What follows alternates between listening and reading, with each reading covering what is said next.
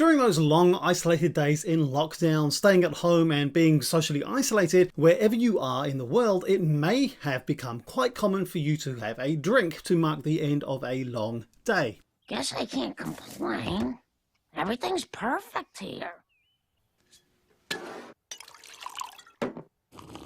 If you did, it looks like you weren't alone. The worst pandemic in 100 years has driven many people to drink. A breathalyzer app in the US which logs average blood alcohol amongst its users showed a spike in several US cities after they passed stay-at-home orders.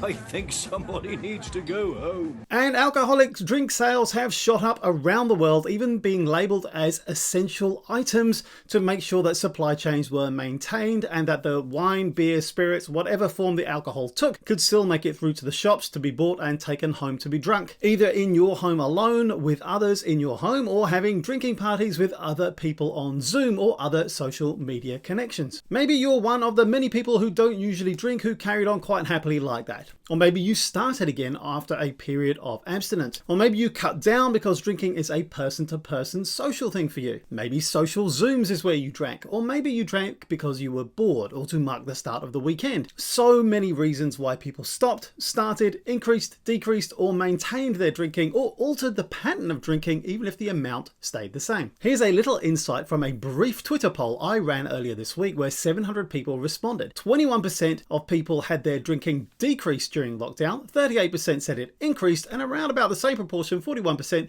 said it stayed about the same. But we know that drinking can increase when people go through stressful conditions. And addiction services here in New Zealand have reported a rise in drinking, cannabis use, and online gambling over the lockdown period. The questions are, by how much does drinking increase by? For how long does it increase for? And is any of that okay? Is there something else we could be doing instead? Now, one of the problems is that people vastly underestimate how much they drink. Oh man, it's great.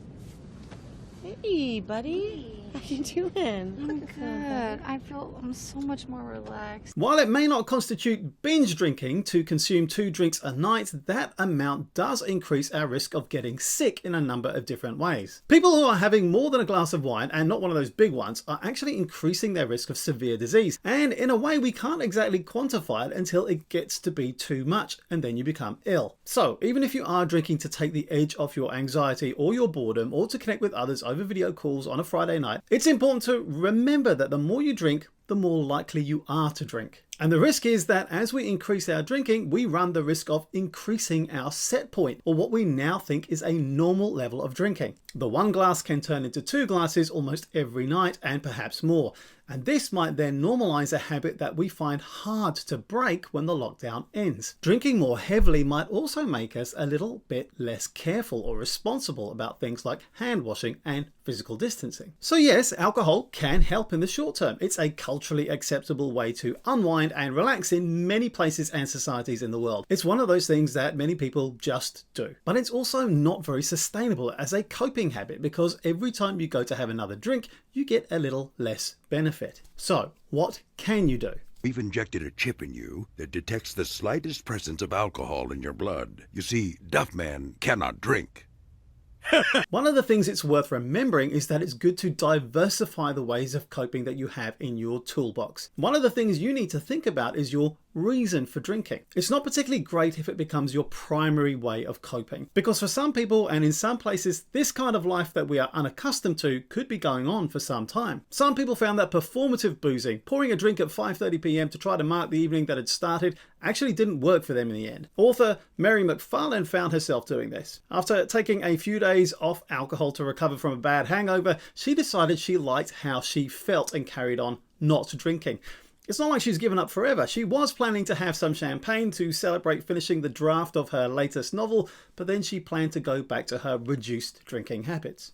So have a think about what patterns you may have grown accustomed to over the lockdown period. And if this is something you want to continue with as we emerge into a different pattern of living. Perhaps drink-free days are already a regular part of your life. If not, perhaps introducing some of these into your week might be a good starting point. These aren't hard and fast rules where if you happen to have 2 glasses of wine, you're somehow now a bad person. People are struggling right now, and it's not wrong to seek ways to cope, but it's important not to make alcohol or any other substance your only coping mechanism. You can find out more about how to cope in these coronavirus times in this video here, and maybe consider sharing this video with someone who might find it useful. My name's Saab Johal. Thanks for watching, go well, and see you soon.